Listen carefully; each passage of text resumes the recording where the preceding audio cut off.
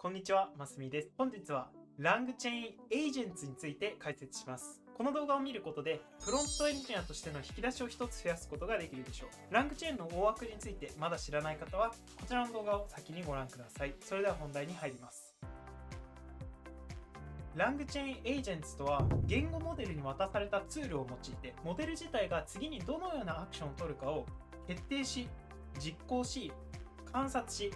完了するまで繰り返す機能です。イメージを伝えるために一つ例を説明します。例えば Google 検索をするツールと Python のコードを実行するツールを渡すことで、最新の情報に関する質問が来た時には検索をして、 Python の実行結果などを求められた時は実際にインタープリターで実行したりすることができます。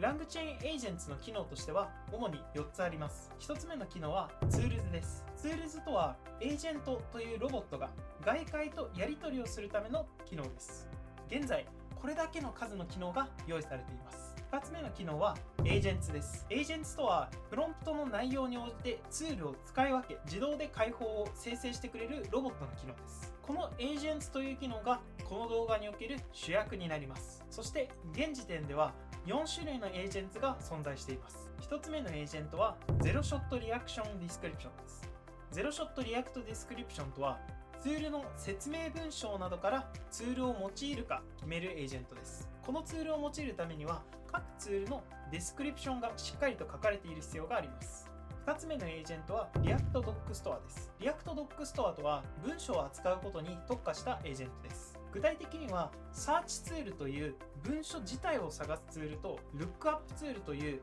文書内で用語を探すツールを用いています。3つ目のエージェントは Self-Ask-with-Search です。Self-Ask-with-Search とは質問に対する答えを事実に基づいて調べてくれるエージェントです。 Google 検索 API などのツールを用いて検索結果などの何かしらの根拠となる中間的な回答を利用して質問に対する回答を生成しています。4つ目のエージェントは Conversational React Description です。Conversational React Description とは会話を扱うことに特化したエージェントです。具体的にはこの次の動画で説明するメモリーというモジュールを使って過去のチャット上のやり取りを用いて最適な回答を生成しています。3つ目の機能はツールキッズです。ツールキッズとは特定のユースケースに応じてツールを初期搭載したエージェントの機能です。4つ目の機能はエージェントエグゼキューターです。エージェントエグゼキューターとはエージェントの行動を実行するための機能です。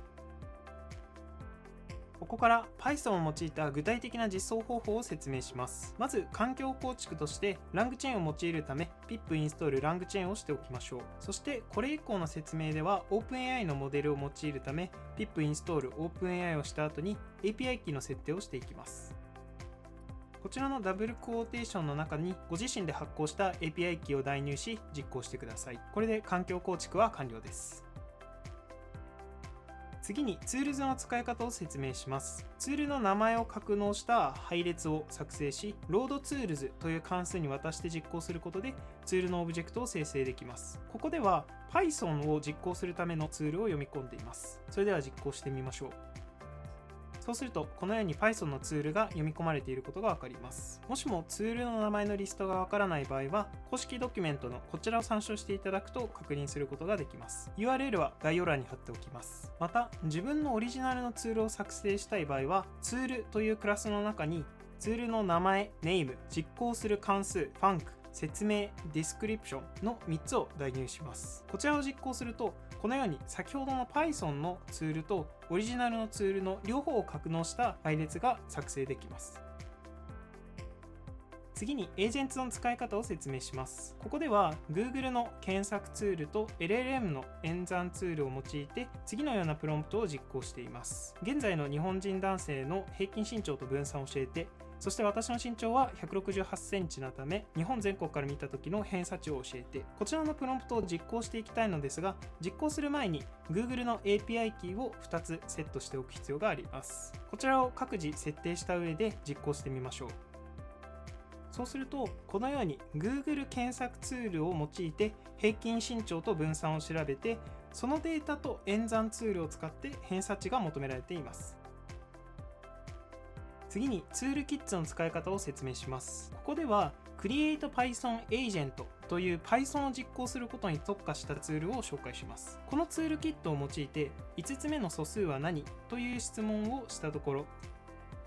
そうすると Python のツールを用いて次のように演算結果を11と返してくれます。また個人的に驚いたこととして、このツールキットを使って次のように機械学習のモデルを作成することもできます。ここでは次のようなプロンプトを入力しています。PyTorch で単層ニューラルネットワークのモデルを作成し、y=2x の式により生成したデータを100個で学習してください。最後に x=5 に対する予測をしてください。こちらを実行していきましょう。想定する結果としてはx=5 なので y は10になるはずです。するとこのように PyTorch のコードを生成し、そちらを実行し、最終的に予測を行って y が10であることを当てられています。実際に大量の社内データなどを用いて学習させるためにはいろいろな工夫が必要なのですが、簡易的なモデルであればこのように作成することができます。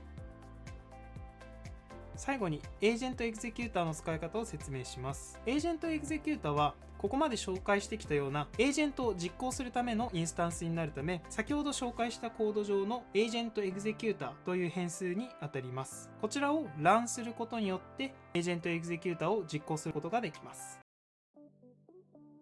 以上、本日は LangChain Agents を解説しました。次の動画では LangChain Memory を解説します。もっと学びたいという方は、この動画以外にも様々な教材を YouTube と公式 LINE で発信しているため、ぜひチャンネル登録、友達追加お願いします。ではまた。